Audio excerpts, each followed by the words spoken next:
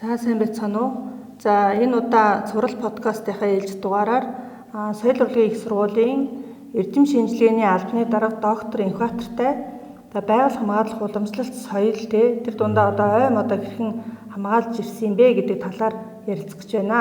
За танд ингээд урилгыг хүлээн авч хүрэлцэн ирсэнд баярлалаа. За ер нь монголчууд бол одоо Төв Азийн өндөрлөгт олон мянган жилийн турш мал аж ахуйгаа одоо адгуулan амьдрахтаа одоо маш гайхамшигтай соёл, зан заншил, мэдлэгийн тийм цогц одоо гайхамшиг соёлыг бүтээсэн гэж ярьдаг шүү дээ тий. Тэгэхээр энэ одоо байгаль хамгаалах уламжлалт соёлын одоо уг сурвалж нь юу юм, философи агуулга нь юу юм гэдэг талаас та ярьж өгнө үү? Тийм. Ер нь бол соёл гэж хамгийн өргөн хүрээтэй ойлголтыг анхан шатны тайлбараас нь бид хүн хэлэхтэй байх гэж ойлгож байна. Ер нь бол энэ байгалийн зүйл дээр хүний бүтээсэн зүйлийг соёл гэх юм байна. Хамгийн энгийн ойлголтоор хамгийн анхан шатны тодорхойлт бол. Тэгэхээр байгаль дээр хүн юу нэмсэн бэ гэдэг ийм асуудал байна гэсэн үг. Тэгэхээр монголчууд бол яг хуу энэ Төв Азийн дэгш өндөрлөгт байгаль цагуурын эрсдэл суур амьсгалтай нөхцөлд 405 хошуу малыг адгуулan маллахдаа олон төрөл зүйлийн мэдлэг ухааныг уламжлагч ирсэн байна. За түүний нэг нь сууринч байж магадгүй. Энэ бол байгаль хамгаалах уламжлал юм байна. Тэгэхээр энэ дөрвөн улирлын эрсдэл суур амьсгалд байгалийн нөөцийг барагдуулахгүй байгалийн ааш аягийг танин мэдсэний үндсэн дээрээс л энэ аж ахуйгаа хөтлж явуулаад байна гэсэн үг шүү дээ, тийм ээ. Тэгэхээр энэ уламжлалнууд бол өөрөө тийм шүтлэг бишрэлийн, бэлэгдлийн хийс гадна маш их тийм прагматик шинжтэй байгаад байдаг. Өөрөлдвөл монгол хүн бол тэнгэр харж ил малаа бэлчээгнэ шүү дээ. Үүнээс эхэлх нь байна, тийм ээ. За маргааш тэнгэр муухаарах юм уу, маргааш тэнгэр салхитай байх юм уу? Малаа тийш нь бэлчээ, тийм ээ. За өвлийн хөдөнд бол салхи сөрүүлээд бэлчээчих юм бол орой бол өдөр чинь уруудаад ирэх юм, тийм ээ. За өглөө сэрүүн цагт алуун дулааны цагт бол салхи сөрөөд бэлчээчих юм бол мал бол сайхан мэдээжлэх юм байна. Тэр оройны нар жаргаж байгаагаас өксүүлээд байгалаа шинжих нь. Тэрчүүл яг ингээд байгаль шинжихийг зогсоодох зүйлүүтэйгээр аж ахуй эрхэлтэй амьдралтай ингээд салшгүй нөхцөлтэй дуйлдсан. За үүнээсээ ингээд л олон төрөл зүйлийн мэдлэг нь уламжлалт ирсэн юм байна. Мал аж ахуйтай холбоотой байгаль хамгаалах соёлын одоо жишээ баримтуудыг дурдж өгөөч. Тийм. Мал аж ахуйтай холбоотой байгаль хамгаалах соёл гэдэг дээр бол хамгийн анхан шатны өрөөнд бид хүн энэ бэлчээрийн хойр гэдэг асуудлыг бол ярих боломжтой гэсэн. Тэгэхээр нүүдэлчид бол жилийн дөрөв улиралд хөдөлгөөн хийгээд тухайн байгаа газар орны тэр ургамын нөмөр бэлчээрийн талхалт гэдэг юм чинь үүсэхгүй байгаа гэсэн үг шүү дээ. Энд чинь бол тэр нь малтайгаа зайлшгүй хамааралтай холбоотой болчихж байгаа. Мал бол нэг газар удаан байхад хичнээн ургамал байсан ч гэсэн тэр сэтгэл санаа гэдэг юм бол докторгүй болдог байх юм шүү дээ. За мал бол эдээшгээ байгаад эхэлдэг байдаг юм, өнгө зүс алдаад эхэлдэг. За ингээд малын аяыг дагаж мал яамаар байна тэрийг малчун ойлгож иж нүүдэл хийж юм гэсэн. За энэ цаанаа бэлчээрээ хамгаалж байгаа, байгаль хамгаалж байгаа хамгийн анхан шатны илэрхийлэл. Энэ бол говь, хангай, тал хээр 4-5 газар зүйн бүсчлэлтэр дөрвөн дээр адилхан 4-5 улан дээр адилхан байдаг ийм зүйл байна. За энэ дээрээс энэ бол журамлагдаад ийм тогтолцоотой болсон. Талаа хадгалах. За төлтэй малын бэлчээр, хаврын бэлчээр, за ингээд намрын бэлчээр, чөдөртэй морины бэлчээр, морид тавьдаг газар. Энэ ч бол цаанаа ингээд нэг юм бэлчээр хойрлоод байгаа.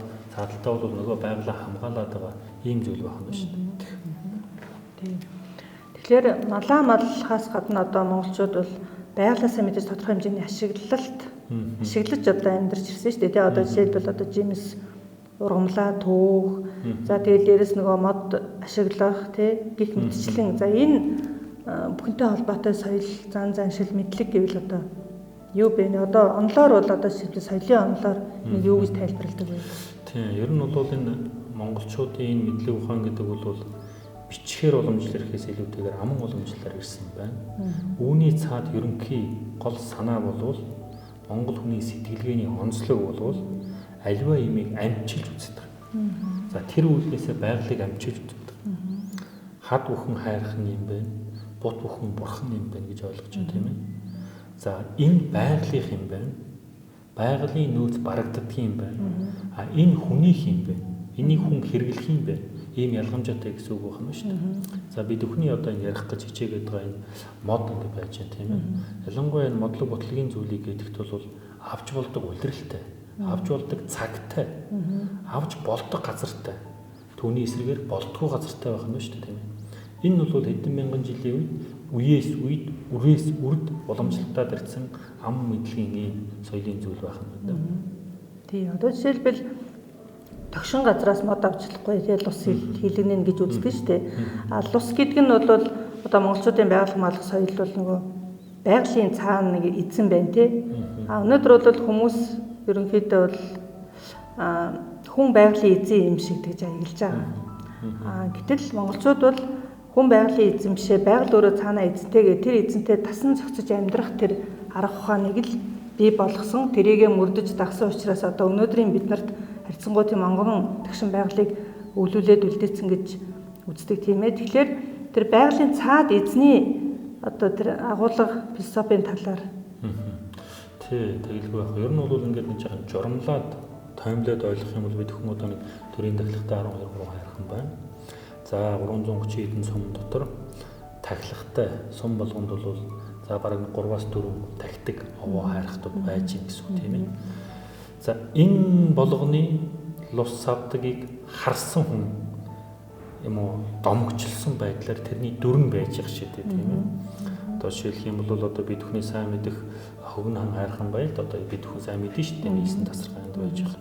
За буруу талын өсхий буруу талдаа өсгий цагаан хармаар лус савдгийн дүртэй байдгийн гинлэг тийм үү. Энэ мэтлэнгээр хайрхтуудын дүр болгон бол цаана ингэ домогчлж ингэ байж идэг.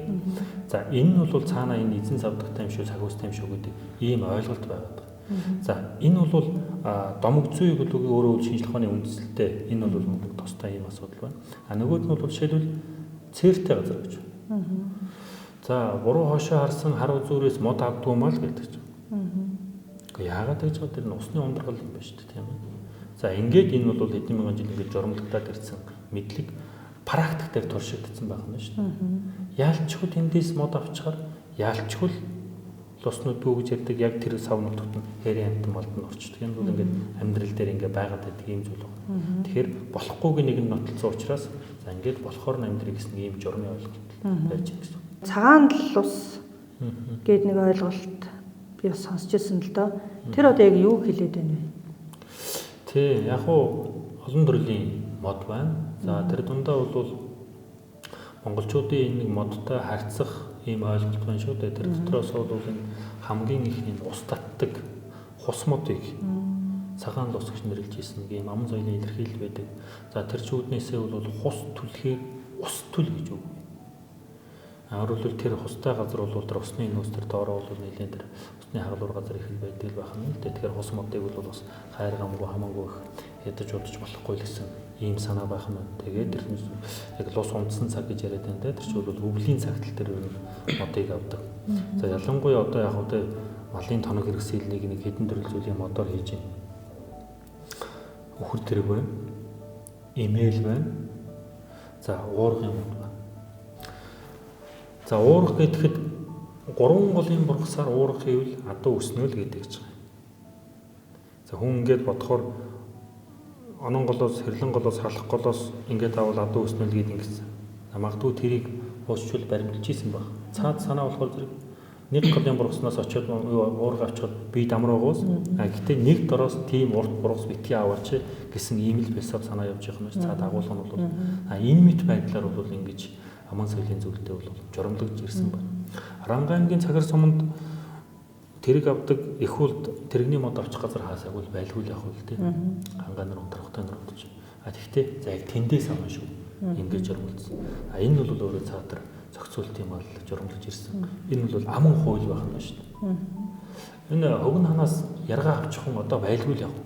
Гэхдээ тэр Чиндрэгзэн гэдэг хүн яргааны ташуурыг тэр тарны хөг яргаа гэдэг юм ахад тийм таринтай байдгийн юм лээ гэж тэр үнээр ахуулах чижил эн чинь өөрөө бийж ирсэн аман хууль юм байна. За энэ бол өмнөх одоо хууль цаазын зүйлүүдээ бол бас тусаад ирсэн байж байгаа юм шүү дээ. Байгаль хамгаалал уламжлал гэдэг бол амаас гадна одоо тэр ойрдын их цаас хууль байдаг юм уу? За ингээд халах журам байдаг юм. Эзэн төрний үеэс хойш ингээд журмалтад ирсэн хамгийн их цээртэй юмуд байгаль бохирдуулах, гол усанд хэр бүртгээ угаах, мод хотыг автгүй газраас авах энэ бол одоо хамгийн хүнд ялтаатай тооцогдож ирсэн юм зүйл байна, тийм үү? За уул аваа дахих Монгол зан үйлгээд түрүү цус дурдсан шүү дээ, тий.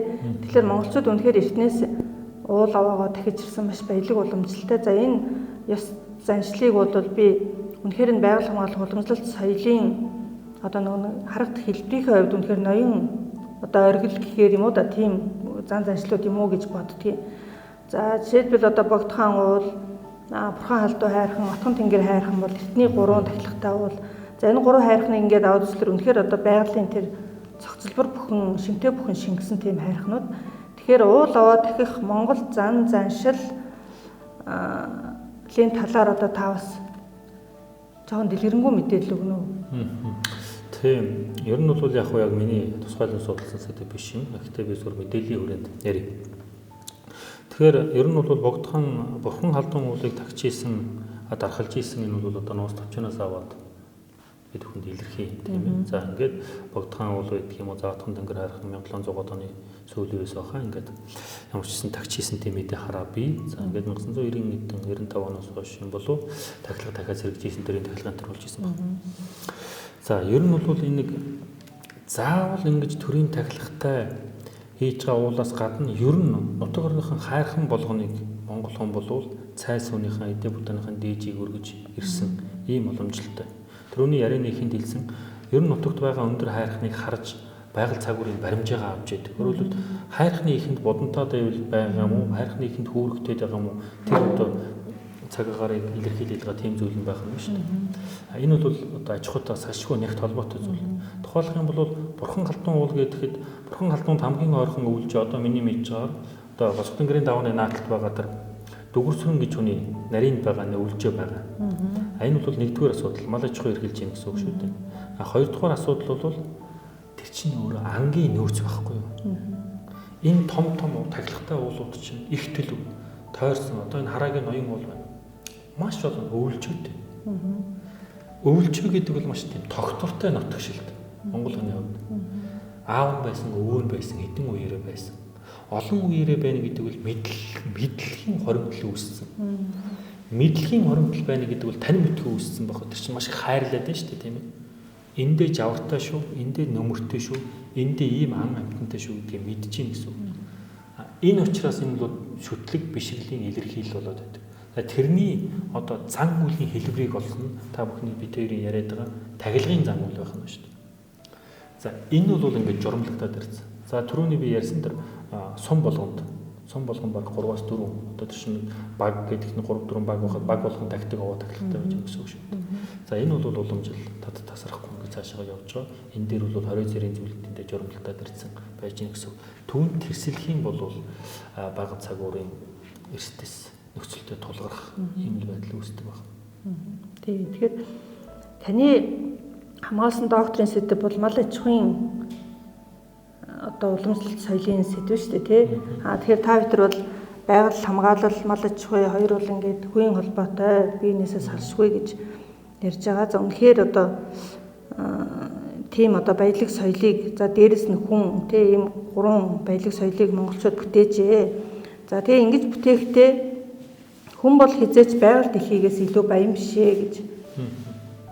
Байгаль бол хамгийн баян нь байх нь шүү дээ, тий. Тэгэхээр энэ одоо малчтын үүднээс одоо малчтын мал аж ахуйн соёлын үүднээс яг энэ агуулгыг бас тайлбарлаж өгөөч. Тийм. Ер нь яг нүүдлийн амьдрах хэв маяг гэдэг чинь өөрөө юмыг нөөцлөх боломжгүй байхгүй. Дандаа хөдөлгөөнтэй байна. Тэр нарийн даяархад тэр нөөцлөх ёстой юмудаа байгальд амьдээр нь байлгаад байгаа байхгүй. Ан амьтан байна, мал байж амьдээр нь дууж явж байгаа гэсэн. Энэ үүднээсээ байгальтай харьцах харилцаа нь амьтнаар дамжина. Яг улаангараар байгальтай харьцахгүй шүү дээ. Малаар дамжина. Амьтнаар дамжиж харилцаж байгаа. Энэ мэдлэгийн өрөөнд ирж байгаа. Зөв зөвхөст харилцаа гэж нэг юм үүсээд байна гэсэн үг. Тэгэхээр Монгол хүний сэтгэхүй бол байгалыг эзэмших, өөрөмшүүлэхээс илүүтэйгээр байгалыг яг унган байдлаар нь байлгаж ийж тэр яг өөрийнх нь зан гараашин аашааг байдалд нь тааруулж ингэнэ гэсэн үг. байгалийн нөөц барагдана гэдгийг бол маш эртнээс ойлгоцсон ийм ард түмэн байна.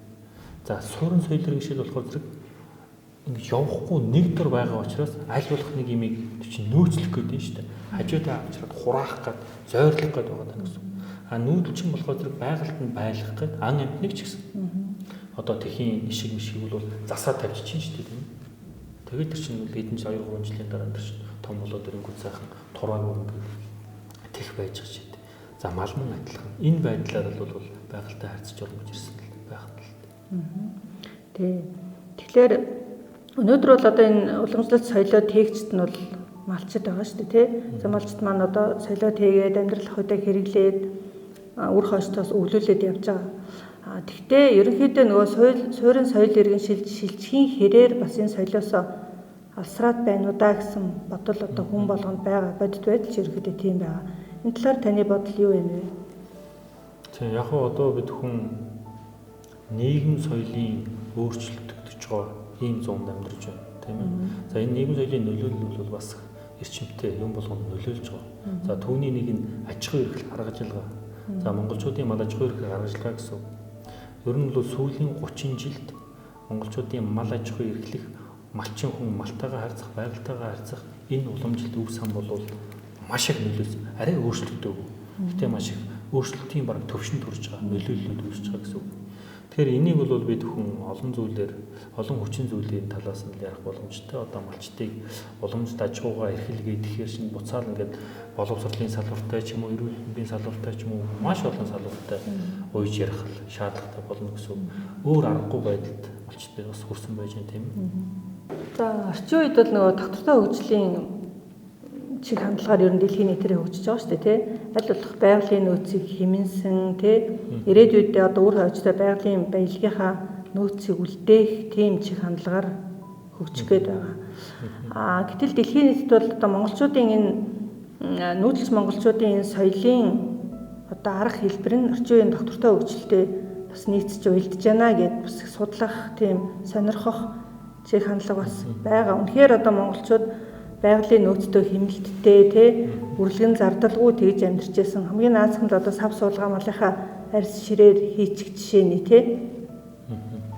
Тэгэхээр одоо доктортой хөгжил гэдэг ярихад одоо яг бид хүн доктортой хөгжлийн 17 зорилт ярьдаг. За ер нь бол үндсэн ойлголт бол байгальд аль болох баг гай тарж амьдрах ийм л ойлголт байна шүү дээ. Байгалийн нөөцийг баг ашиглах. Магадгүй энэ дэлхий дээр хүний хэрэгцээг хангах нөөц бол магадгүй баг байгаа баг. Гэхдээ тэр хэрэгцээнээс давсан хүсэл юм уу, шунал юм уу тэрийг хангах нөөц бол байхгүй баг. Тэгэхээр бидний энэ давсан хэрэгцээ гэдэг юм бол маш их болсон байна. Ер нь бол бид нар одоо ингээд уламжилт мэдлэгээ мартаж маш их мэдээлэл дотор орж ирсэн байна шүү дээ. За түүний тэр уламжилт мэдлэг бол монголчуудын байгаль хамгаалах, аж ахуйгаа эрхлэх ийм мэдлэг. Тухайлбал та түрүүн ярьлаа. Мал бол олон савтай маа. Ер нь хамгийн их савтай маа амтан бол хонь байх нь шүү дээ. Жижиг үеинд хамгийн том ходоодтой, тэг гүзээтэй, муусан сархинэгтэй гэд ингэж цаашаа явна гэсэн.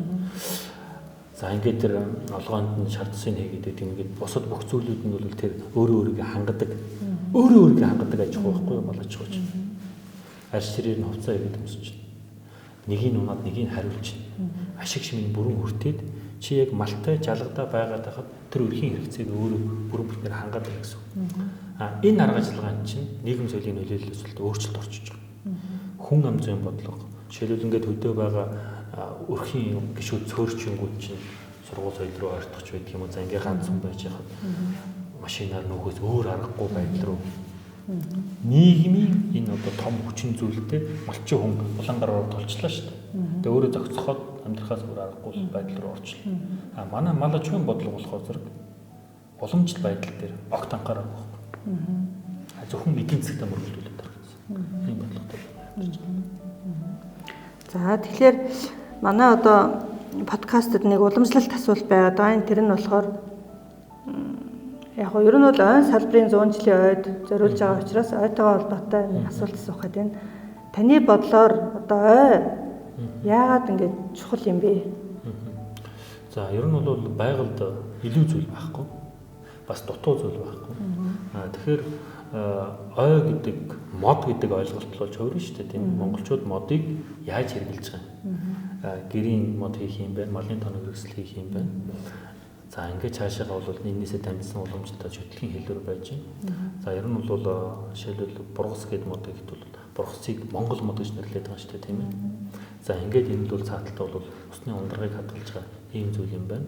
За ер нь бол энэ аж ахуй эрхлэлтийн хувьд ч шүтлгийн хувьд ч за оюун санааны хувьд ч энэ модтой холбоотой олон төрөл зүйлийн өргөмж соёлын цогц юм систем байгаа. За энийг бол бид хүмүүс бол мод тарьж болно. Сайн. Гэхдээ мод тарихаас гадна мод гэдэг ямар ач холбогдолтой юм бэ? Ямар соёлын илэрхийлэл байгаа юм бэ гэдэг зүйлийг бид хүн бол бас анхаарч үзэх хэрэгтэй байгаа л гэж ойлгож байна.